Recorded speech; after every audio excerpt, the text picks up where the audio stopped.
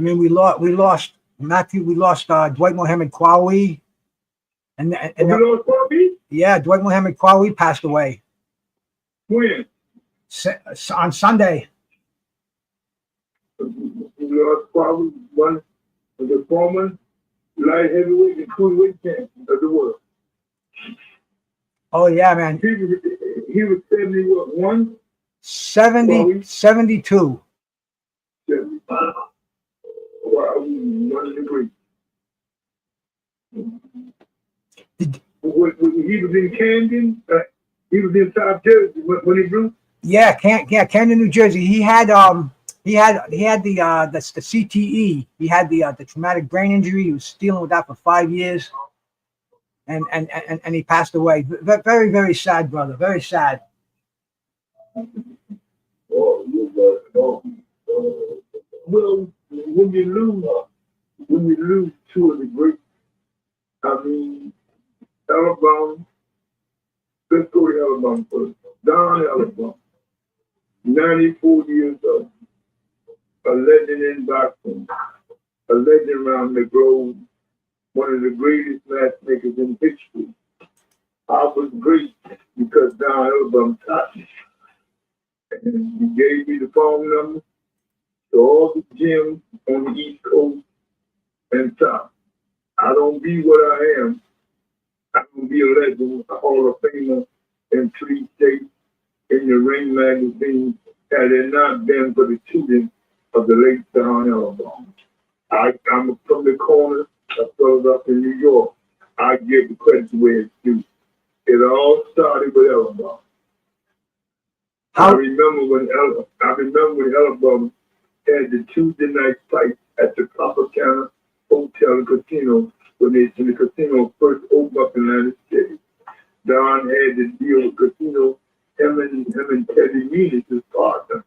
I don't know if Teddy's still alive or not, but I knew Don and his only son, Kip. And that's why I asked you earlier, how can I get a hold of Kip? I have to get a hold of Pat English. And matter of fact, while we did a lot of business with the Dugars, because you know he fought Holyfield twice. Holyfield won the cruiserweight title from him in Atlanta. 15 rounds, split decision. Then Holyfield stopped him in the rematch because he was in the camp I worked with while we were on that second fight with Slim Robinson, Timmy's trainer. You couldn't find a better knowledgeable guy. I got knowledge. I'm well versed because of Don Alabama. And I give credit to Don Alabama and J. Russell Phelps, who was still with us. And as Russell Phelps stroked 80, Russell been around a long time. And I got my foothold in the mainstream groups because of Don Alabama. I remember his last fight in 1965 with Ray Roberts and Joey Archer. Don worked with a lot of guys that people don't know. Don had Maurice Block and Simon Brown long when they was coming through the ring. Don had them before they were world champions. They would fight for Don Alabama at the Tropicana in Atlantic City. So, you know, here's a guy that tutored Don King, Butcher Lewis. He did business with Bob Aaron. He was very knowledgeable. A lot of people dealt with Don Alabama because he knew what he was doing. So we're going to say goodbye to him. We're going to count him out. He'll be missed in the boxing world. And my condolences and love go out to his son Chip, who I know, and the rest of Don's family, and to his grandchildren. I think Chip had one child, just to understand. So, Bruce, what's the word? Old age or Don was sick? What you hear? Well, I heard, he was 92 years old. I heard that he had a heart attack and he passed away peacefully. Mm. Now, Leon, how far do you and Don go back? We go back to 19, we go way back. Over 50 years, I believe. If my mind serves me right. We go back. I know over 40 because in the early 80s, I would bring opponents to the Tropicana Hotel in Atlantic City. That's how I know about people when he was looking Maurice Clark and Simon Brown. And because in the early 80s, while we was already changing, we get to him next. So because a lot of them fight, a lot of fighters that got their break, they got their break on Tuesday night fight in Atlantic City. I had a kid, Roger Thompson, Fort Flores on that card for Emmanuel Stewart. Another great grown man, he left in peace. So, I mean, to be around 92 years, bro, and still be, I didn't know that he was, but because I heard that Don had slowed down, I didn't know that he was sick.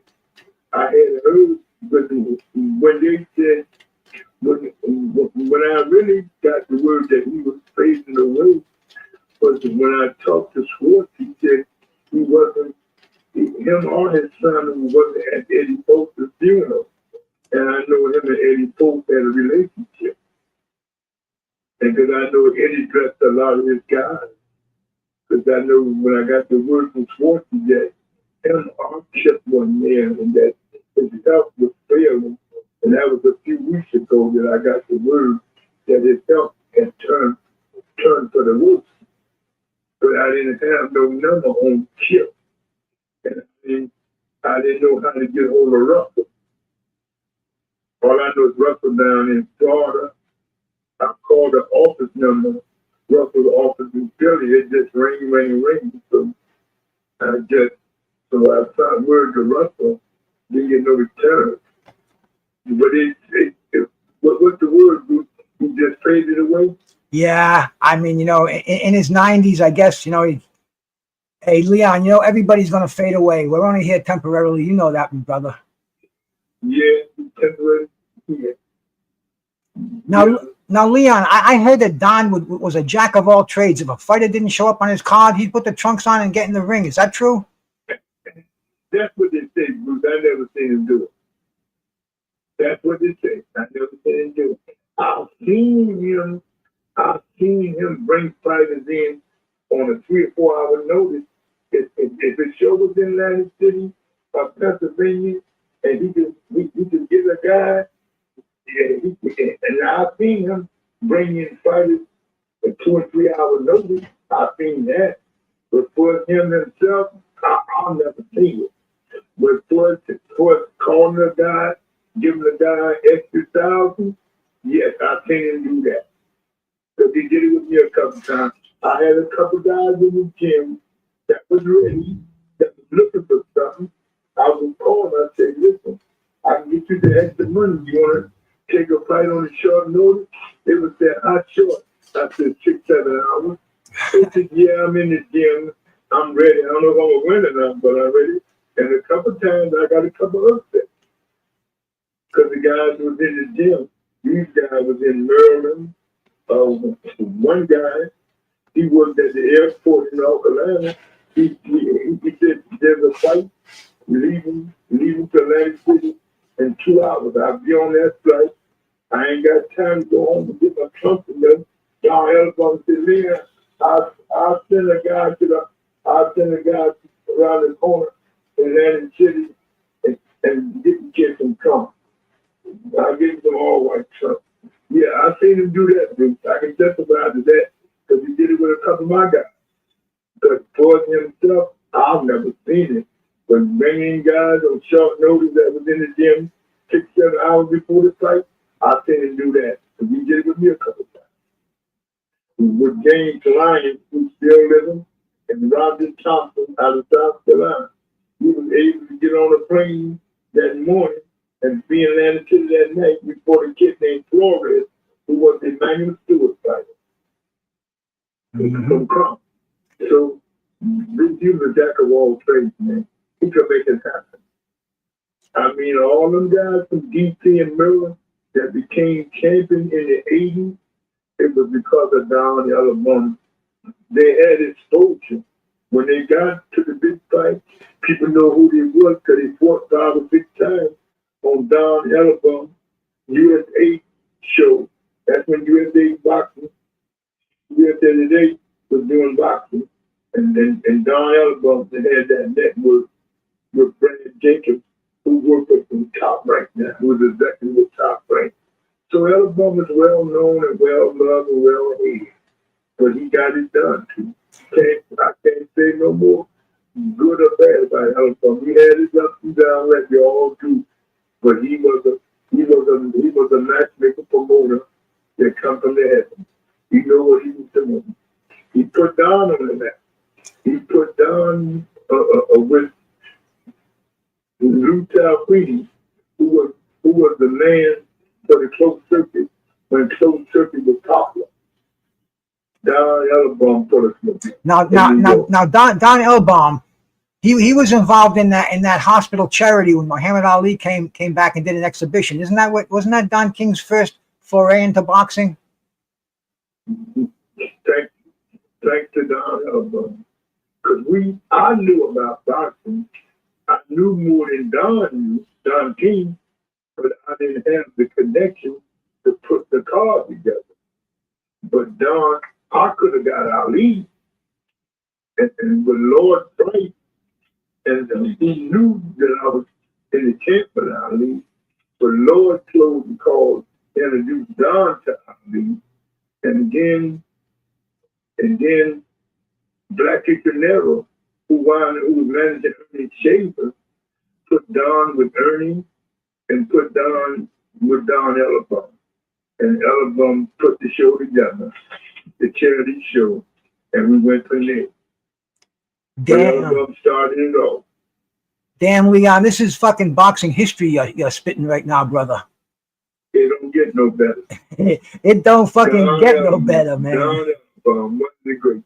He was gone forever. You know, you were talking about Simon Brown and Maurice Blocker. I remember when they fought, man, it was a fucking war, and they were brothers, they were friends, right? You know what? Let me tell you about that fight with Elbaum and them. It was on the rematch undercard of Tyson Razor Ruddy 2. Butch Lewis had Simon Brown, and Don had Maurice Blocker. But Maurice Blocker still had some ties to Elbaum. I don't know what ties. But when that fight was made, he said, I got to get a hold of Elbaum. And I don't know what ties he still. I guess he had loyalty because Elbaum put him on the map at the Tropicana Hotel in Atlantic City. So that's what happened. Let me say this. That fight, Boots, they didn't want to fight each other. They was real close like brothers.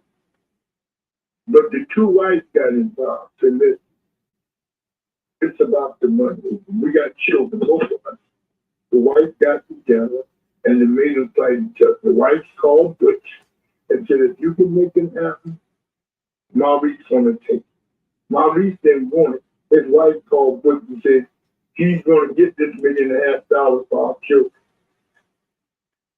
So she called Simon Rice, and the two women, I love them, they got together and made them fight each other to get the money. Maurice was winning the fight. Simon Brown caught him late in the 10th round, and Maurice didn't caught him. That was March of 1991 or 92 on the undercard of Tyson Ruddy 2 in Las Vegas. And we had 2 kids on the hood. John B. Kessler, who fought Chavez. So that's what happened. And I always give credit to Maurice and Simon. They said Don Elbaum started it all for them, which he did. Put them on his Tuesday night show 5 or 6, 7 times in Atlantic City. known up and down the East Coast and all up and down from New Jersey, New York, all the way down to Maine, all the way down to Florida. He got them known. When they became champions, people know who they were because Alabama has taught them on ESPN and USA Today. So if people don't give credit, you got to give credit to Don Alabama. He made a lot of world champions. God might have left him and became champion, but he started it all.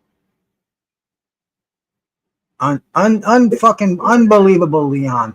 You got to, how about a couple more Don Album stories, man? Because I know you got a lot of them. You know, one time, me and Don got to fight over some money he didn't pay me. We got that. He got to grabbing each other down. I said, Don, don't make me send them killers for you. We got Teddy Munis brothers up. The late Leon Taz, me. I said, man, the man time to rob me. But what the fighters did, the fighters played us against each other. Roderick Thompson and an old promoter from the South named Don White. I had Roderick Thompson fight Flores. Me and Emmanuel Stewart had agreement. The lady Emmanuel Stewart, he kept his word. Then Don would go off on Russell. Oh, Don Alabama was something else. But he was a businessman. Bruce, had he not lost his year with the Tropicana, he'd have been a part of a lot of these fighters today. He built a lot of fighters in the New Jersey, Pennsylvania, Maryland area because he had them Tuesday night shows. Them Tuesday night and Friday night shows that he did for 7-8 years at the Tropicana and Valleys. Nobody had a hold on boxing like they said. He knew the people downtown that opened doors. I don't know who he knew, but Don Alabama wasn't what his real name. Don Alabama was Italian. I can't think of Italian name, but he was Italian. His mother was Italian. Don was a good guy, man. Bruce, he was a funny guy, man. He was South Africa. He argued with anybody. But the Copper Cannon and the Duval Hotel, that's where we all stayed at. The Copper Cannon still is. And they should put a statue, a plaque for Don Alabama. He brought boxing on a weekly basis to Atlantic City. Long before Donald Trump and both the big shows, Bruce, Don Alabama, and just like that. So all these other people came afterwards. But Don Alabama, he started it off. Could get them. I remember at the charity event in Cleveland, back for the hospital, Don Alabama was running around and let the kids call and tickets. But he got it done for Don King. Yeah, that was when Don King first met Muhammad Ali too, wasn't it? Yeah. But that's when he first got with Ali. He knew Ali doing exile, but he got to really know Ali after the comeback with Joe Frazier. And during that time, but Don King was becoming who he is now, today. So that's what happened. Now we're going to Camden, New Jersey. The Camden Buzzsaw. Bruce, let me say something. Huawei is my Muslim brother. I know him a long time. I worked with him on his comeback against Holyfield because he was trained by Slim Robinson, the late great Slim Robinson, who was Timmy's trainer. And Alabama was my guy.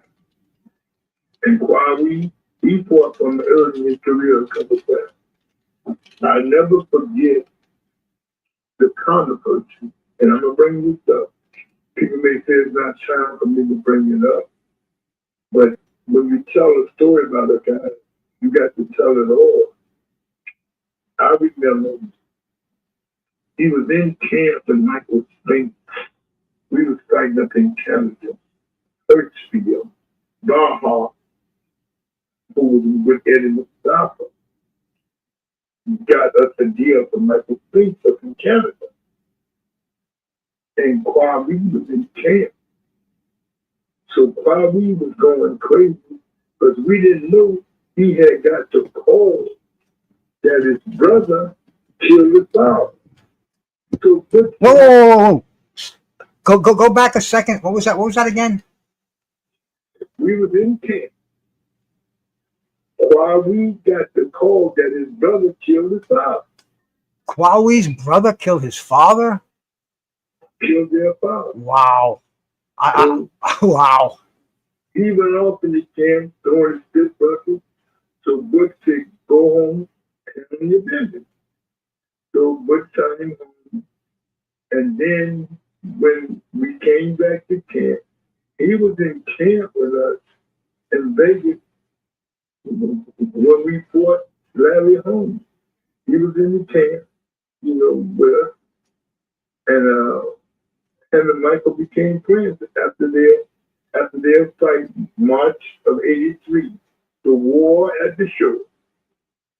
And it was a war. Michael slowed him down from that Camden bus stop. Michael went to work with that Frank Stinks. Oh yeah. But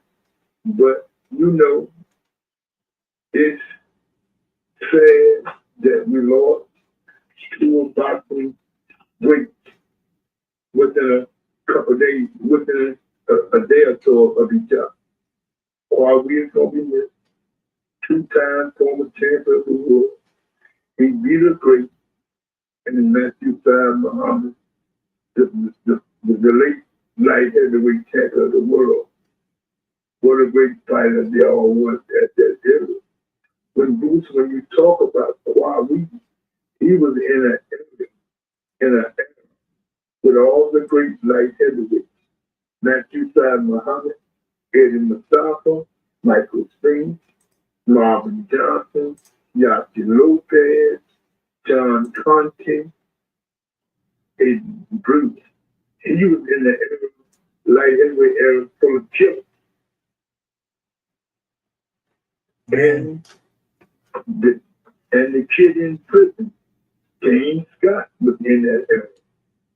And the kid just died out of Philly. Me and you talked about it before, Bruce. The prison guard, what was his name? That got 4 shots at the title and never won. That was Richie Cates. Richie Cates, yes. Richie Cates. So that era in boxing was like that with Division Bruce and coming back. That was the 80s and the 70s. Marvin Johnson, Matthew Syed Muhammad, Michael Spinks, Dwight Muhammad Kwame, Yossi Lopez, John Conte, Richie Cates, Jerry, we can't forget about Jerry Bull Martin, and James Scott, who was in prison. Those guys were great light heavyweights. That was the best division. That division light heavyweight was better than light heavyweight when Joey Maxson and Bob and Archie Morgan was doing. Now, Archie was in a great era, but the college era was the guys I just mentioned. Not taking it away from the great Archie Moore, Jay Marie's father, but the era after him was the more private. They had more television. There was more exposed than the era of Joey Maxson and Archie Moore. Joey Maxson era was different because he only had 2 big names. Willie Pastrana, Archie Moore, and when Ray Robinson moved up to challenge Joey Maxson. And then Bob Faulkner, we didn't have nobody in that era to make him, even though Bob Faulkner was great, but he had to fight everyone. And didn't he fight Jerry Corey's brother? Mike, he almost killed him. Mike Quarry. I thought he killed him. That was on the undercard of Muhammad Ali and Jerry Quarry. Yeah, when you look at the likeness with the picture, Huawei, even in the era, as I said, Michael Spence, Saad Muhammad, Yaqui Lopez, Umarad Muhammad had, John Conte, the prison, late prison guard, Richie Chase, and Marvin Johnson. Those guys were the star of the light. For sure. You know, Leon, the first time I saw Huawei was when he was on TV against Mike Rossman. He was in there as a replacement. And he destroyed Mike Rossman. You remember that fight? Because I was there. I'm gonna tell you why I was there, because we had Mike Rossman. When I say we, I was with Slim Robinson. I was with Slim. Slim was training Mike Rossman. And wasn't Huawei brought in as a replacement?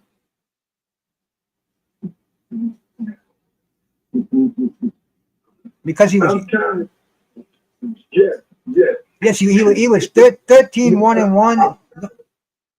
I'm trying to see who Huawei won the title from Saad Muhammad. Yes, he beat him twice. Yeah, he beat him once in Atlantic City and the rematch in Philadelphia. Mm-hmm. Murad did both shows. Him and Baha. So, because at that time, Eddie Mustafa was trained up at the camp. So, I bet this thing a long time. But to lose two of my friends, two guys I worked with, it's hard to lose two of them within a day of each other, Bruce. You say Huawei died Sunday? Yes, sir. And Elbom died yesterday? I think Elbom died Sunday night, and yesterday we found out about it. Yeah, and Huawei died Sunday, and you found out on Monday. Yep. Well, I found out about Huawei on Sunday. But he died Sunday? Yeah. And you found out on Sunday? Yeah. Mm-hmm. Yeah, I mean, this internet, Leon. I knew Elbom was sick, but I didn't know nobody had called me. I heard Huawei had mentioned he wasn't too well, but nobody called me on. If you don't call me this morning, I don't know that you lost Huawei. Yeah, I did call a couple of times. I called a couple of times over the weekend, but I know how it is, man. You're a busy schedule. Sometimes we don't hear these cell phones ringing anymore. I mean, it's insane. Because a lot of times, mine be off. I have a plug in my area. If I don't look at the number, I don't answer. Now, if I look and saw the you, I would answer. But I heard it ring a few times. But I'm glad I picked up today. I was on the phone watching the fight, and then you told me about Huawei. Let me tell you something. Huawei was he had his ups and downs, but in his later years, a lot of people don't know, in his later years, he was working for the state in a youth program. Until I get to his health came bad. Luke, you say he was 72? Yeah, 72. Just turned 72. And he, I mean, one of the most amazing fights, it was towards the end of his career, and it was after Holyfield. He fought George. Yeah, tell me about that fight, Leon. Well, because he trained in our gym in South Philly with Slim Robinson. Slim Robinson made that fight for George Foreman. See, a lot of people don't talk about Slim. Slim made a lot of fights. Guys come to Slim at the end of the career. Slim, I need one more big payday. Slim would work the phone, use the connection, and he got Huawei a lot of money for George Foreman. And he was hanging in there with George Foreman for a while. Yeah, the size difference was way too much. How tall was Huawei? 5'5", 5'6"? 5'6", 5'7". And a lot of people don't know that Kwame could beat Michael Spinks, but when he was cruiserweight champion, he beat up on Leon. Yeah, well, Leon came back, and everyone thought that the cruiserweight division was going to be ideal for Leon. But unfortunately, Kwame didn't see it that way. Yeah, and see, and you gotta remember in that division, when the cruiserweight first came out, it was hot for a while because you had Holyfield, Henry Tillman, and you had another guy we lost this year. Oh yeah, we had Carlos De Leon, Ozzy Ocasio. And Leroy Murphy out of Chicago. Yeah, and the Indian from South Dakota. What was his name? Marvin Campbell. Marvin Campbell. There we go. I mean, dude, it was almost like the light heavyweight division. It was bubbling when it first started. See, a lot of people don't know that a lot of those cruiserweight champions I was with because a lot of them Slim and Aaron Snowell was with, and I was with Slim. Because everywhere Slim went, Slim made sure I got a check. And I was talking to Slim's daughter the other day, Miss Linda, who's a dear friend of mine. And she's my girl. Not my personal girl, but she's my girl. And her daughter is just like my niece and her granddaughter. Slim Robinson was my guy. He taught me a lot of stuff. He taught me the business part, the moving and shaking part. But the main part, I got nothing down there. I can't talk enough about Alabama because I don't be, as I said before, I don't be a mainstream guy if it don't be for Don. Donald put me in a position where, Bruce, I don't be in the hall. And Don not opened the doors over 40 years ago. And Don kept me on the TV like in the early days. He said, man, I want that time on this guy here, but he's going to be a legendary matchmaker.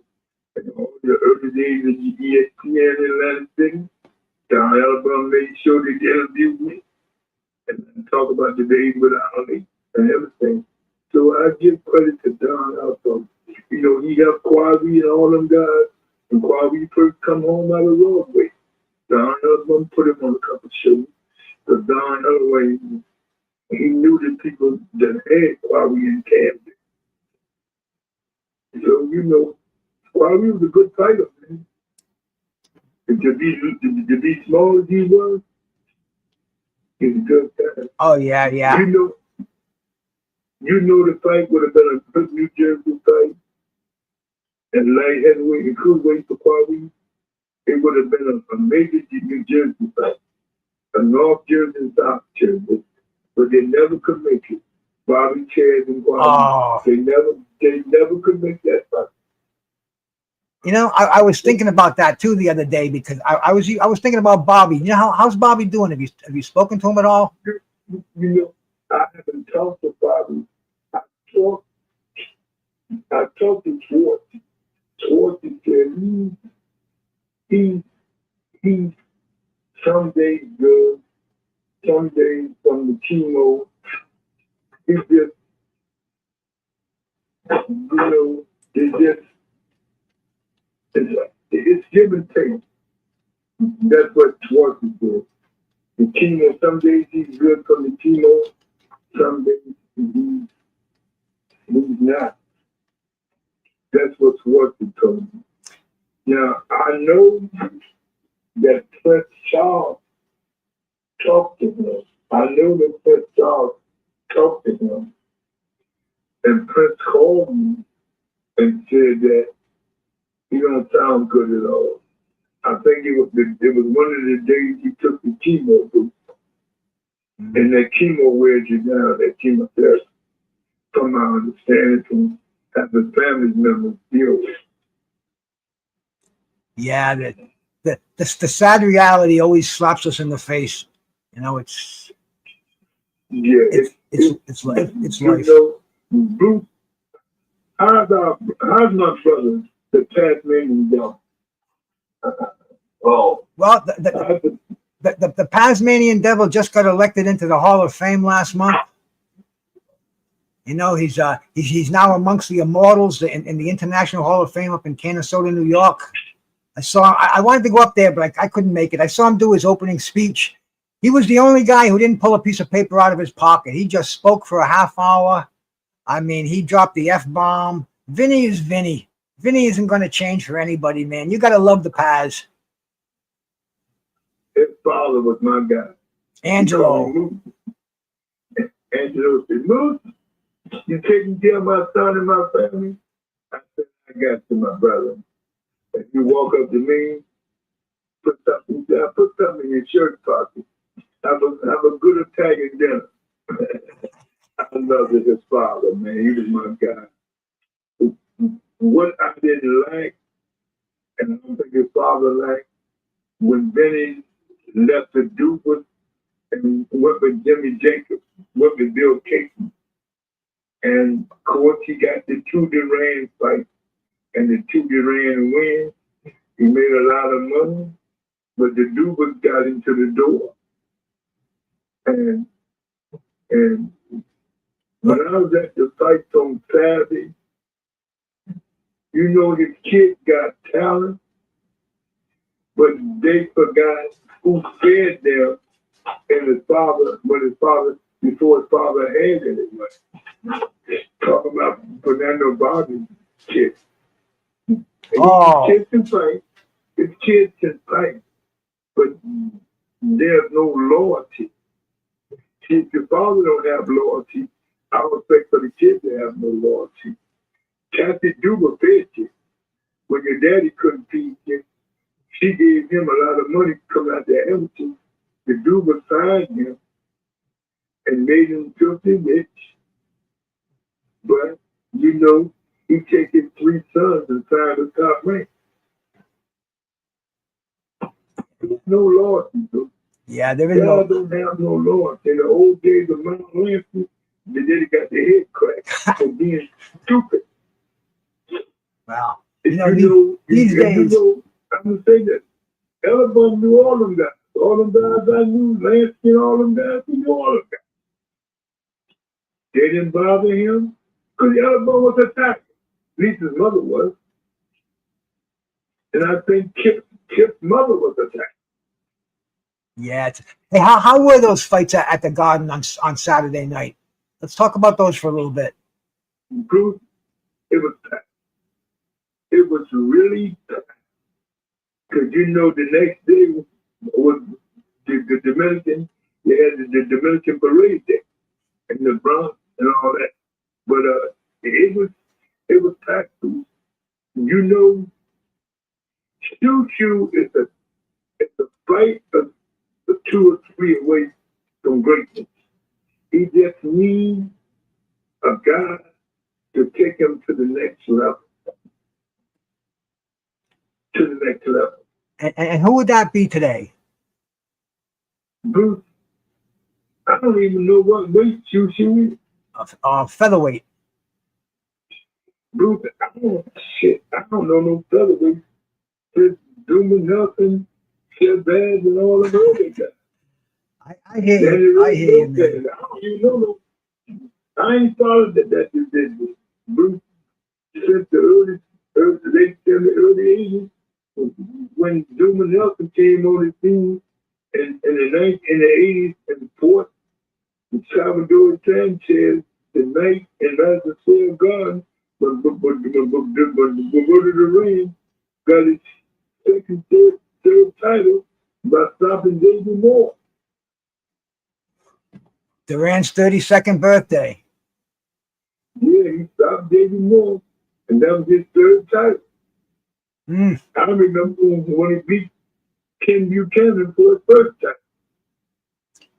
Now, that's how far I go back to this shit. That was 53 years ago. Dude, was that a low blow, or was that a legitimate body shot that made Ken Buchanan say no mas? That was a body shot. Right on the button. Right on the button. That was right on the borderline. It wasn't low. It was right on the button. I'm looking right at it in the garden. But Bruce, Saturday night was good. It was good. But the weeks before was even better. The night of the girls, the garden was packed. Some of the Puerto Ricans there. But Jake Paul, man, his team, that say they don't know boxing, they put that together with Eddie Hearn. But Eddie Hearn's girl came out on top. Katie Taylor. Is Jake Paul good for boxing, Leon?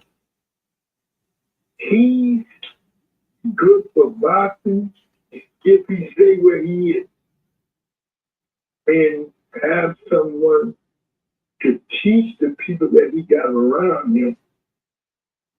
What's missing with him, Bruce, is that he don't have boxing people around him to guide his people that's been with him his whole career. He got his people, got his family, but he needs boxing people around them to make sure it go right. His young people get good on that Amanda Samantha show. They was on top of the game. They just don't know the game. But some people try to learn on the job. Everybody can't learn on the job. And that was the big garden. That was the main building, and that was sold out for the women. It was sold out, Rick. I was there. Yep.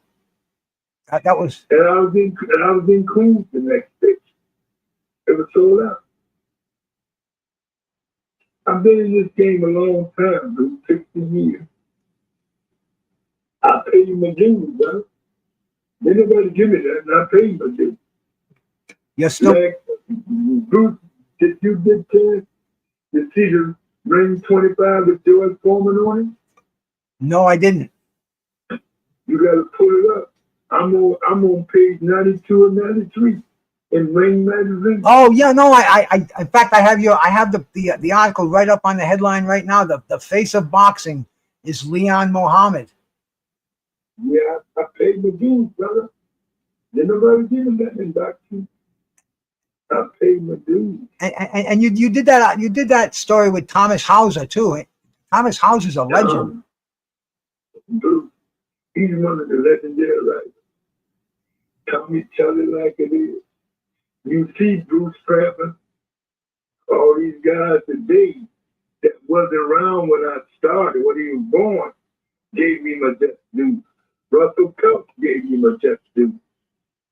And me and Russell had our ups and downs. Leon, I got some questions from the audience for you. My friend, Mr. Lightning, he says, Shakur Stevens versus Gervonta Davis. Who do you think wins? Well, Bruce, that's a question that nobody should be able to answer truly, because we don't know, with this kid lifestyle, we don't know if it's ever going to happen. This kid might be going to jail in a couple of days. We don't know what's going to happen to this kid. We know that Shakur is focused. If Shakur on his game plan, Shakur outpointed. Shakur outpointed. Shakur know how to stay away from danger. You're outpointed if the fight ever would happen. You got to look at Tank's lifestyle. This fight may not never get talked about no more, because he's getting so much trouble with the women in the courtroom, so you don't know. Look at it. He just blew $3 million because he wanted to smack a girl in Miami. The judge in Baltimore thinking about sending him away. Sam Watson, Al Heyman, and the roads out there in L.A., they're trying to block him from going to jail. So Bruce, to my understanding, to answer your people's question, I think Shakur will win a 12-round decision on points. And what did you think of Shakur getting, doing some serious punching in his last fight? Instead of dancing around, he was getting the criticism for being a Tom and Jerry. His last fight, he stood his ground. I was very impressed with the way Shakur Stevens fight. What did you think of that fight? Well, Bruce, Wiley certain types, they want him to shut down on country. They want him to shut down on country. And Taylor was the right guy to show the world that he can shut down on country. All right. Hey, Leon, my friend wants to know if you can tell us anything about Marlon Starling, The Magic Man the Magic Man. won the title in Columbus, South Carolina, August 22nd, 1987, against Mark Freeman, 11th round KO. I was in the corner. I was there in the camp with him, taking care of security for the late Teddy Cookie. Cedric brought me in, as well as the Dubas, because I had two kids on the card. I had Danny Smiley Sutton, Fort Henry Tillman on that card. That was the ABC card. Alice Wilder was the announcer. Mm. Yeah, The Magic Man. And I was with him with the rematch, April 19, 1986, on the undercard of Michael Spence Larry Holmes 2 at the Hilton Hotel in Las Vegas. Yeah, the The Magic Man was really something. I have another question in here. What do you think? What do you think of Alexander Usyk, the best heavyweight in the world? How does he compare to some of the heavyweights of the day? Well, you want to say he's the best in the world. He beat a guy that got caught up in his own success. If he would have fought Tyson Fury between the two fights, with Wilder, Tyson Fury would have knocked him out. Tyson Fury lost those two fights because of his arrogance. He lost the fight himself. If Usyk would have fought him between those three fights with Wilder, Wilder would have stopped him. Not Wilder or Tyson Fury, because he was on his game. He was listening to the trainer, Emmanuel Stewart's nephew. He was listening. Once he got them three, the draw and the two big wins, and fought that African guy that he fought Usyk, he got beside himself. But I don't think Usyk's the best heavyweight out there. I think with a couple nobody wins and Wilder got one, I think Wilder hit him with that right hand, he's gone. I don't think much of Usyk. I just think he's a guy that's in the right place at the right time. That's my opinion. That's my opinion of 60 years in boxing. All right. Working with all the greats and the near greats. All right, my brother. Hey, do you ever deal with Elijah Tillery? Jesus Christ. What a funny guy. Boy, listen. We was in the camp. He was one of Michael's fine partners. Bruce, he's a good guy, but he was a head case. Elijah was a head case. He was a head case. I'll never forget, I'm sitting in D.C., Rock Newman and both fighting the ring. I said, look at these three morons. Yeah, I tell you, but Elijah, he was a good guy when he was in camp with Michael Spence. He was a good guy. You know, he did whatever Butch asked him. He worked with Tyrone Frazier, a dear friend of mine. And why I'm here talking about the camp with Elijah Tillery, he was in the camp with us. You know, tomorrow, Bruce, and we talked about the guys we lost. I got to mention the late boxing promoter Butch Lewis. We lost Ronald Lewis Jr. We're going to funeralize him tomorrow in Delaware. The late Butch Lewis' son. My condolences go out to Mama Peter, his mother who raised him, Mama Savannah, and Brother Brandon, and the rest of the Lewis family. I'll be with him tomorrow to funeralize him in Delaware. But yeah, Elijah Tillery, he was a head case, but he could fight when he wanted to. Yeah, you were talking about that that fight on, I think it was on Tuesday Night Fights when he fought Riddick Bowe and Rock Newman. They went over the top rope. What a circus show that was. I just laughed at all three of them Damn. because there was no sense. There was no sense. But you know, Rock was able to make the fight with Elijah Tillery because Rock knew him. And see, when Rock was getting opponents in the early days for Ready Boat, Rock had an inside connection. He would know what fighters was doing good, what fighters were doing bad financially, and he would play on a weakness financial problem. That's how Rock made a lot of fights for Ready Boat because he knew the guy's financial status. He said, well, I'm going to give you this to help you help your financial status. And Rock paid a lot of money to name opponents for Ready Boat because Rock was able to do that. You know, Rock did what he did what he had to do for his fight. Mm-hmm. But nobody heard from Rock. I'm hoping I'll see him tomorrow at Butch Lewis's son's funeral. I'm hoping I'll see Butch tomorrow. Mm. I'm hoping I'll see him at Butch's son, Ronald Lewis Jr. Yeah, you know, Leon. As we get older, it's almost like we see all our old friends at funerals now. No more weddings, no more bars.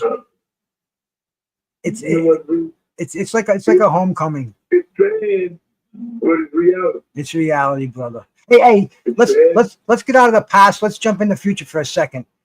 Let's talk about Bud Crawford and Canelo Alvarez. What's going to happen in that clash? You know, honestly, Bruce, I don't really know. My mind tells me that the fight is not going to be the greatest we want it to be. My mind is telling me, my experience is telling me that Father Time is going to have grab both of them. That September 13th, Bud's going to be 12 days away from 38, and what they call him going to be a month or so away from 36. So we talking about almost 80 years old in the ring. So those two things we don't know is when Death and Father Time is going to grab him. Is it just a money grab? Is it a money grab, or is it a fight for the ages?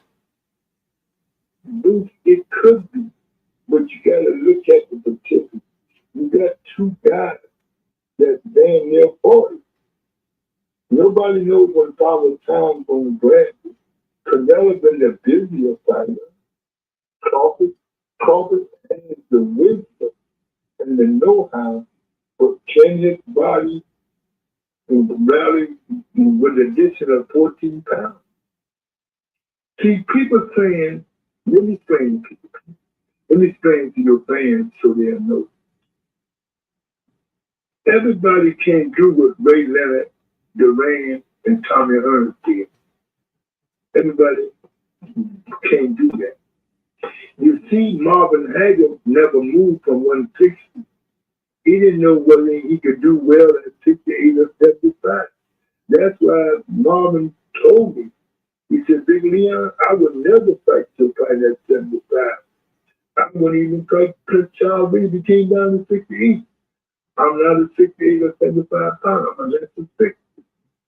He said, sure, if I was between, I would give Charles the payday.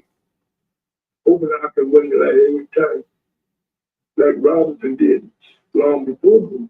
But you know, I want Bud to win, but in the back of my mind, Bruce, I'm worried about that 14 pounds. So am I. It's a huge jump. And back in the day, people respected 5 pounds. People respected 10 pounds. Today, I mean, people don't even pay attention. They want Monster Inoue to move up to 135 pounds and fight Tank. They don't give a shit about what the fighters weigh anymore. They just want to see the names in with another name. But see, Bruce, that's because they don't know boxing. They don't know the risk of a person's health. They don't know risk. See, all they know is watch the fight. They don't know how to fight the main. They don't know how to promote it, get the sponsors. All they know is about, I want to watch this fight. They don't know what it takes. It takes months, sometimes years to make a fight. Everybody want to see you. You don't just make this shit overnight. You know that, and I know that. But a lot of your fans think it's done like 1, 2, 3, but it's not. You take this kid, Xander Zayas, who won the world title for the WBO 54 pound of the night. It took them 5 years. Top Rank took 5 years, took their time to get him to the world title. They didn't rush him. You know what I'm saying? He didn't want to be rushed. He wanted to learn. But Malenko made so much money. So who knows? I wish Malenko well. He's my guy. His father's good to me.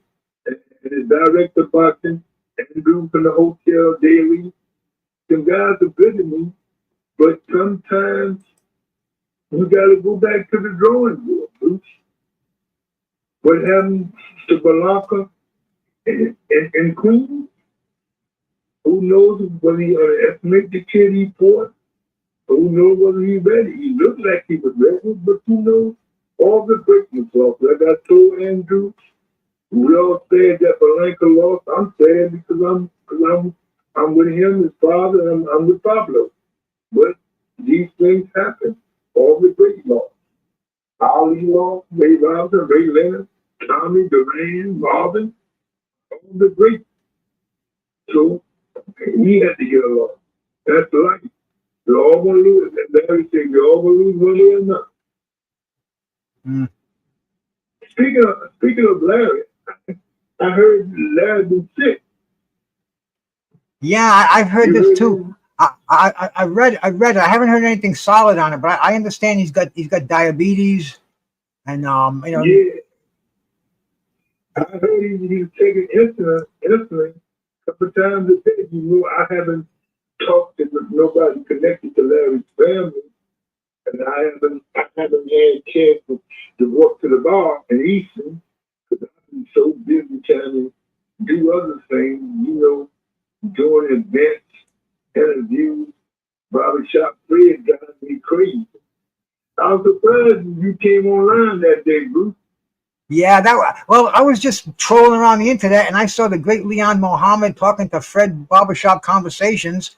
I said I got to go in there and give him a salute and listen to this man because I know he wants to come and talk to me on my show. And then you gave me the shout out back. I said, all right, from Providence, Rhode Island, my brother Leon Mohammed, man. Yeah, and yeah, Bruce, where do you see, Bruce? You made a statement a while ago. You was taught true and you was taught no. I'm gonna remind you. You said the Arab was taking over. Bruce, he has the money to take over, but he don't have the know-how. And he don't have the people around him to help him take over boxing. He has the bankroll, but he don't have the people to show him how. I mean, that fight at Times Square was a disaster. The fight at Louis Armstrong Stadium in Queens, it was okay. But Bruce, he don't know how to put shows on. Why are you bringing all the mainstream fighters to Saudi Arabia? Bruce, get your toehold in America with the American fighters, then bring them to your country. Well, see, he's doing it backwards. I see that. I see that. People around him. I see that, but the thing about him is he's got the unlimited funds. So he's trying this, he's trying that. He's throwing the spaghetti against the wall, and whatever sticks, he's sticking with. You know, he's just like a kid in a candy store. He doesn't like the chocolate. He throws it away and grabs the caramel. You know. And you're right. But the thing is, Leon, we're benefiting from that because we're getting to see all these fights. We would have never seen Usyk and. That's the only beneficial. That's the only beneficial. Now, I don't know. Let me ask you a question. What are Tyson Fury and Wilder both get? Wilder just got a win, a comeback win in Kansas City, Kansas. I don't know who the fuck do shows in Kansas City, Kansas. I don't know how the hell that happened. but Shirley Baker was there. I saw Shirley. Shirley got somebody else on that big card, November 22nd, trying to arrange it. A lot of people saying that I know and I believe that Devin Haney is going to beat Brian Norman. Brian Norman is a good puncher, but he's slow as hell. He's slower than George Foreman. George Foreman in the graveyard. May he rest in peace. I talked to Roy Foreman last week. He got the show September 13th. He tried to get me to come to New Orleans. He said, I know this fight is so big, you're going to Vegas. I said, if I go to Vegas, I'm going to surprise Bruce Gadd and do it live from him. From the hotel lobby in Las Vegas. From the fight. I said, if Bruce can set it up, if Bruce can set it up and I can work it out, I will broadcast the live from Las Vegas on Bruce's channel. Oh, you're my brother, bro. You know I can set that up in a second, just like I set this one up. Definitely. If you can set it up with me in Vegas and find a way for me to be at the fight and call the fight while the fight's going on, I'll do it too. You figure out a way how to get it done. We'll figure something out. We'll figure something out on that one. But you mentioned Devin Haney and Brian Norman Jr. You think Devin Haney's going to be able to outbox Norman Jr. now? Because this is a career 140-pounder now, and he's moving up to 147. That's a big jump for Devin. Listen, Brian Norman ain't that good, man. Bruce, he just got a lot of power like Tank. He's not a good boxer. He's a power puncher. Devin is too slick to fall into it. I'm hoping that Devin wins. Devin knows how to win. People said he couldn't beat Lomachenko, but he did. Yeah, well, that's probably the best card on the fight. You know, you got Benavidez against Anthony Yard. I think Benavidez is going to steamroll Anthony Yard. No, you know what, Pete? Dennis Benavidez, he's a decent fighter, Bruce, but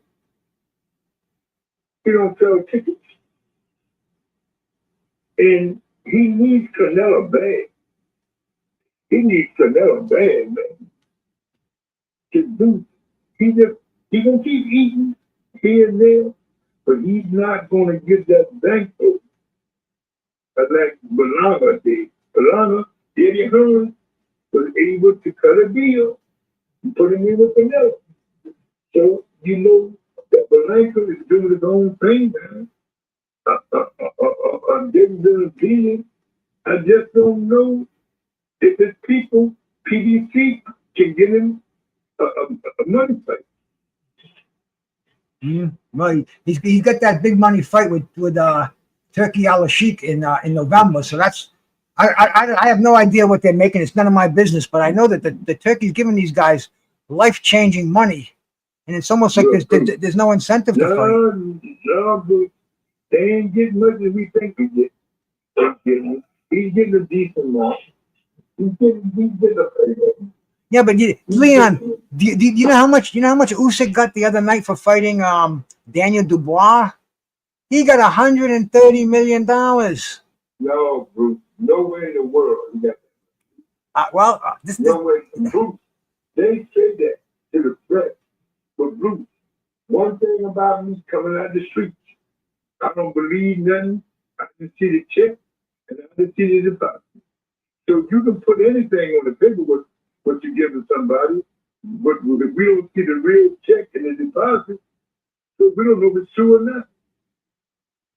Dude, I've been in this business a long time, bro. It's really independent, not just working corners and training fighters and the spreader. I've been in the backroom deals. I've been a part of all that shit down through the years. You see what I'm saying? Yeah, I do, bro. I do, man. You know, when I listen to you, I keep my mouth shut and I pay attention, man. You have to look at it. Now, we know now, we know now with Blanca, he posted his. Because other people didn't read it. He posted his. Posted him come out of the bank. He posted it. So when a guy posted it, you know that it's real. Because the paper and the press say nobody in the world ever got that kind of money at one time in the history of the sport.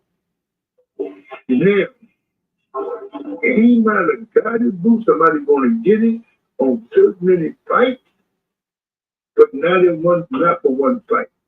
It's never been done in the history of the sport. Turkey's crazy, but he's not that crazy. Well, this and they even say Dubois made himself over $70 million for that fight.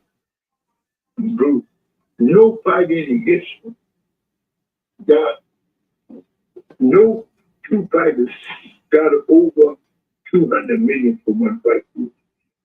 Don't go for that. So it's all bullshit. Trust me, it's bullshit. Bruce, it's for the press. The press, you can say anything to the press. The press is going to print it. So, Bruce, nobody now, if you say September, the major names, I can look around there because you got two major names. Usyk is not a major name. He just won the title twice from Pierce. Daniel Dubois, he's a nobody.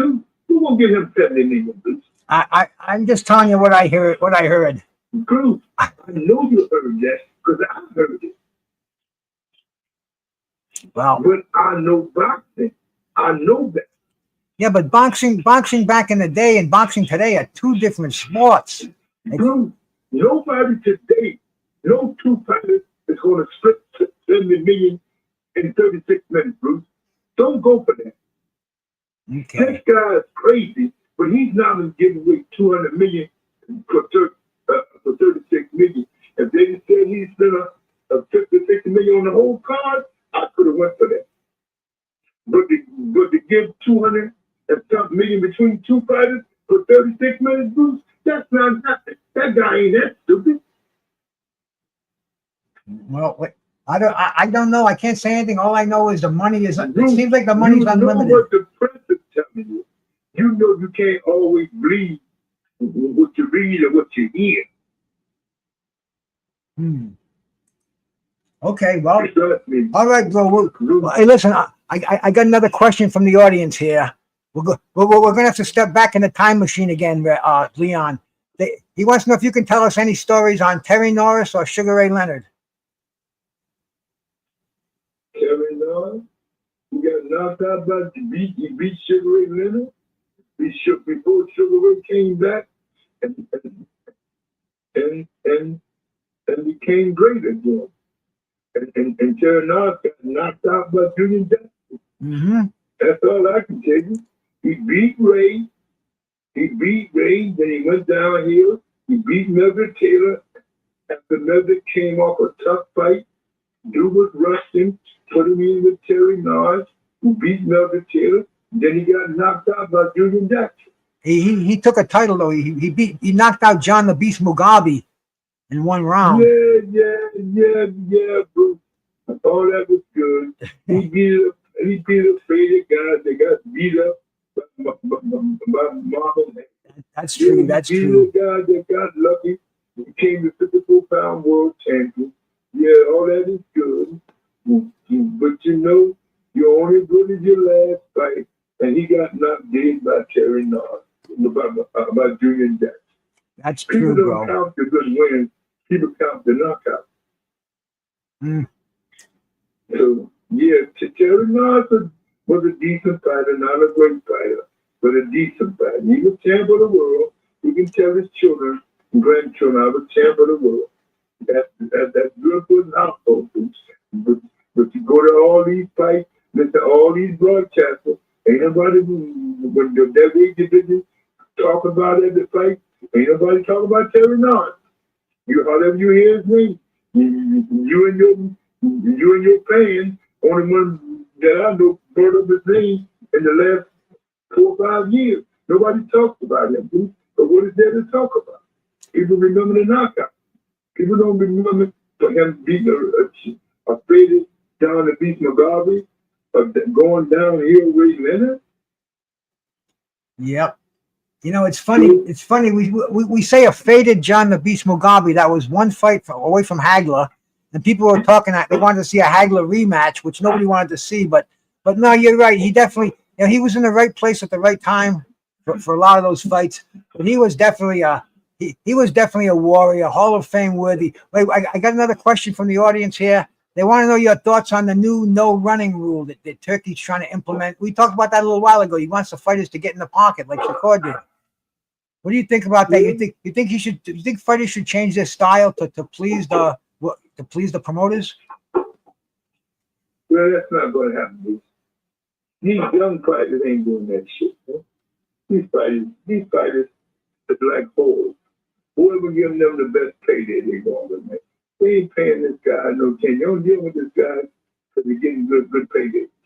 Otherwise, this guy can't change, man. He don't have the mindset, and he don't have the team, and he don't have the political connection. He tried it. He fucked up Times Square. He tried to go to Central Park. The city council said, no, that's not going to happen.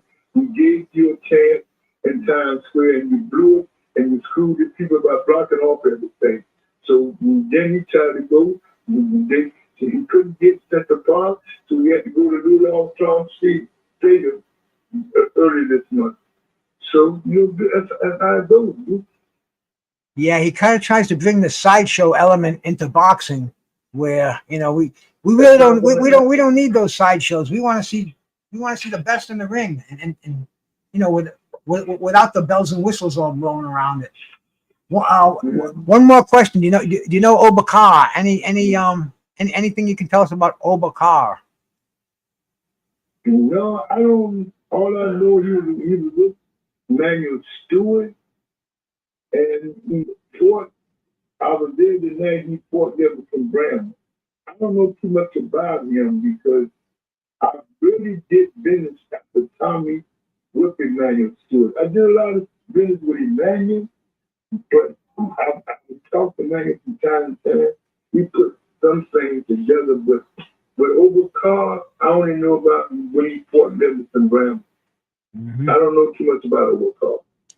All right, man. I don't know if he's still around now.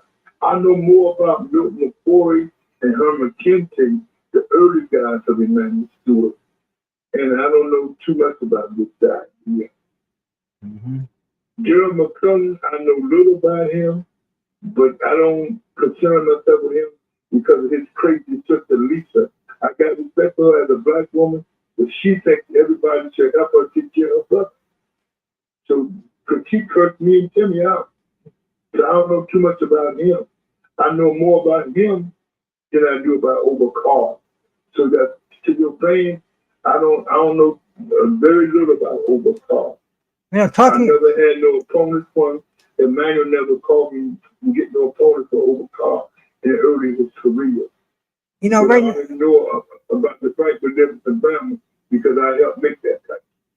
Speaking of Detroit fighters, man, Clarissa Shields, she's calling out Layla Ali, and she's offering. Who cares about that $2 hooker? I don't even want to talk about that hooker, man. Yeah, but she's a disgrace to women's boxing.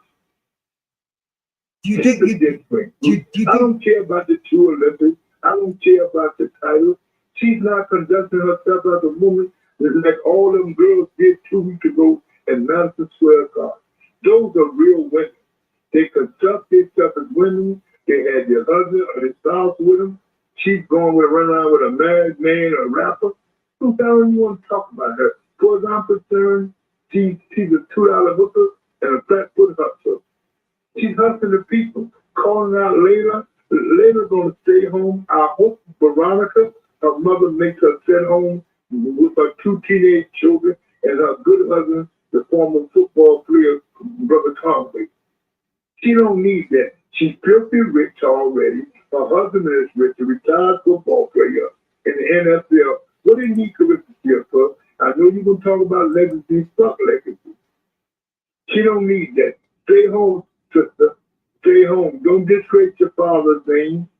Spend more time with your nephew, Nico. Help him get to the next level. You don't need her. You got plenty of money. You got a good husband and 2 lovely children. I saw the interview with Andre Ward. You got yourself together, little sister. Do not disgrace your father and your family by fighting this clown.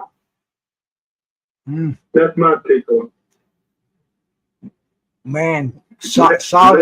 Last and final question, dude. Solid stuff, Leon. Hey, bro. I mean, I've had you for an hour and 15 minutes. You honor us with your knowledge. You know, I talk to you a lot on the phone, but to get you on here where other people can hear what you're saying in your head, man. It's been a long time, Bruce. I did you a favor, brother. Brother, you definitely did me a favor, and you can call me for anything, man. I appreciate you here. And everybody out there, go get the new Ring magazine. You want to see who the face of boxing really is? That's Leon Muhammad. And this man is spitting gospel over here, and I thank him for it. I got to send you, Bruce. If I got to send you the link, everybody can get my book. Everybody can get my book. They can get the Ring magazine. And if you have a business or you have a platform, you want me to come speak to the children, speak about diabetes, just get a hold of Bruce Jazz, my jazz brother, and he'll get to me and we'll work it out. I don't talk to Bruce much, but he's my guy, and he's with me and Timmy. But if you need me for any event, to show up, talk to the children, or talk about diabetes or something, just give Bruce a call, and Bruce Gas, the jazz man, will reach out for me. So long, as we said, round 14, Tommy Hearns, Ray Leonard, September 16th on a Thursday, 1981. Bing, gotta go, Bruce. Go in peace, my brother. All right, champ. Peace. Whew. I mean, that's my man, Leon Muhammad. I don't know what else to say about that. That's the real face of boxing. That's Uncle Leon. Hey, thanks everybody for sitting in here with me. Bruce Gas, Boxing, Jazz, and more. And I'm gone. Peace and love.